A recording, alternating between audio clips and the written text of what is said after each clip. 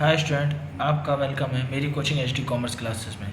तो आज हम टीएस ग्रेवाल के प्रैक्टिस प्रॉब्लम का क्वेश्चन नंबर सेकंड सॉल्व करेंगे। ये आपकी बुक में पीछे जो प्रैक्टिकल प्रॉब्लम्स होते हैं उसमें क्वेश्चन नंबर सेकंड है। तो क्वेश्चन क्या है हमारा, पहले हम डाल लेंगे जैसा कि हमारा अकाउंटिंग क्वेश्चन में क्लियर होता है, asset equal to liability plus capital. ठीक है, तो पहला ट्रांजेक्शन क्या लिखा, Gopinath started business with cash. Gopinath ने बिजनेस स्टार्ट किया कैश के साथ, कितना 25,000। तो आपको पता है कैश क्या है आपका स्टूडेंट्स, कैश है आपका एसेट्स। तो हम एसेट्स के नीचे कैश अकाउंट बना लेंगे और कैश में उसने कितना पैसा लगाया है स्टूडेंट 25,000। तो आपका कैश में 25,000 आ जाएगा और 25,000 आपका कहाँ आ जाएगा, कैपिटल में। तो ये हमारी स्टूडेंट पहली इक्वेशन क्या हो गई, सॉल्व हो गई। अब बारी आती है हमारी सेकेंड इक्वेशन की। तो सेकेंड इक्वेशन क्या कह रहा है, purchase goods from Sohan. Sohan से उसने गुड्स परचेज करी। अब देखिए स्टूडेंट, परचेज करते टाइम कहीं भी इसमें कैश मेंशन नहीं है। अगर कैश मेंशन नहीं है तो इसका मतलब सामान हमने किस पे खरीदा है, उधारी पे। जब हम कुछ उधारी पे परचेज करेंगे तो हमारा लायबिलिटी में क्रेडिटर अकाउंट बनेगा, मतलब हमारी लायबिलिटी बढ़ रही है स्टूडेंट्स। ठीक है, तो हमने यहाँ पे परचेज गुड्स खरीदी है कितनी, सोहन से कितने का हमने उधार पे परचेज करा है 10,000। जब भी हम परचेज कर रहे हैं और उसमें नाम कैश मेंशन नहीं है तो उसका मतलब ट्रांजैक्शन किस पे, उधारी पे। और उधारी पे लायबिलिटी के नीचे एक अकाउंट बनाते हैं हम क्रेडिटर, उसी में हम 10,000 लिख देंगे। और स्टूडेंट जैसे आपको पता है कि हमेशा गुड्स के लिए कौन सा अकाउंट यूज़ करते हैं हम लोग, स्टॉक अकाउंट। तो स्टॉक में भी हम कितना लिख देंगे 10,000 और यहाँ पे 0, इसको अच्छा दिखाने के लिए। और बाकी सब जगह आपका क्या आ जाएगा, 0 आ जाएगा। ठीक है, तो अब यहाँ पे आपका कितना हो जाएगा, फाइनल इक्वेशन यहाँ हम बना देंगे न्यू इक्वेशन। 25,000 का 25,000, 10,000 का 10,000 और यहाँ स्टूडेंट 10,000 की 10,000 और 25,000।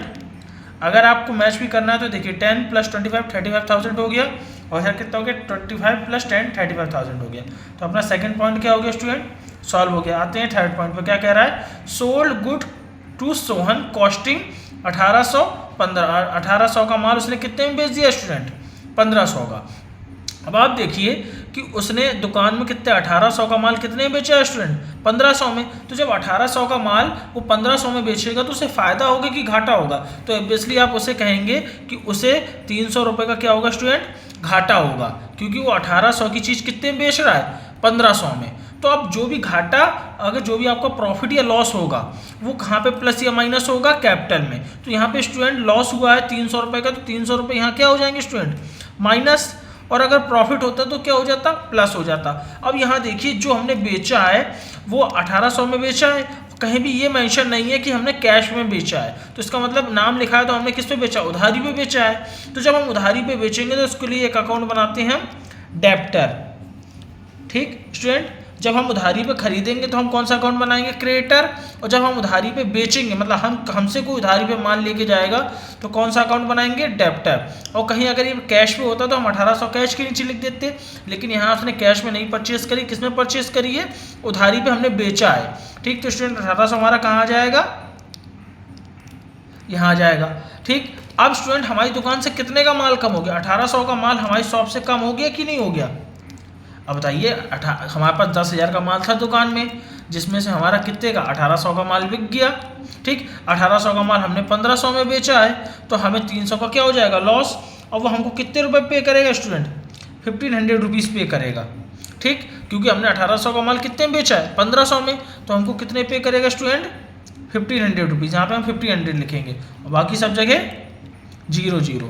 तो यहाँ 25,000 की 25,000, यहाँ बचेगा 8,200, यहाँ आपका 1,500 और यहाँ 10,000 की 10,000 और यहाँ आपका आ जाएगा 24,700। आप दोनों तरफ मैच कर सकते हैं, आपका बराबर आएगा। तो हमारी क्या हो गई, न्यू इक्वेशन। अब चलते हैं स्टूडेंट हम अपने फोर्थ पॉइंट की तरफ। फोर्थ पॉइंट क्या है हमारा, कह रहा है Gopinath withdraw from business. Gopinath ने बिजनेस से 5,000 रुपये निकाल लिए। तो आप ही सोचिए, आप कोई बिजनेस कर रहे हैं, आप कोई आया, आपने उससे 5,000 रुपये निकाल लिए। तो 5,000 रुपये आप किससे निकालेंगे स्टूडेंट, कैश से निकालेंगे। और आपके बिजनेस से भी 5,000 रुपीज़ क्या हो गए, कम हो गए। और बाकी सब जगह आपका 0। ठीक, तो स्टूडेंट आपकी न्यू इक्वेशन क्या बन गई, 25 में गया तो 20,000 प्लस 8,200 प्लस 1,500 और इधर 10,000 की 10,000 और इधर आपका आ जाएगा 19,700। हाँ स्टूडेंट 19,700 आ जाएगा।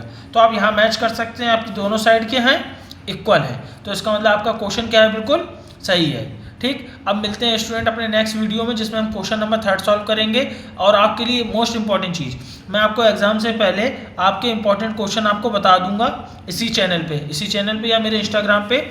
आपको सरदार पटेल के आपके एग्जाम चालू हो रहे हैं 11 से, उससे पहले मैं आपको कुछ इंपॉर्टेंट क्वेश्चन प्रोवाइड कर दूंगा। ठीक है, अब वही क्वेश्चन आपके चांसेस हैं कि पेपर में भी आएंगे। ठीक है, इसीलिए आप मुझे फॉलो कर लीजिए और मेरे चैनल को भी सब्सक्राइब कर लीजिए। मिलते हैं नेक्स्ट वीडियो में जिसमें हम क्वेश्चन नंबर 3 या इंपॉर्टेंट क्वेश्चन को सॉल्व करेंगे। ठीक है स्टूडेंट, बाय बाय।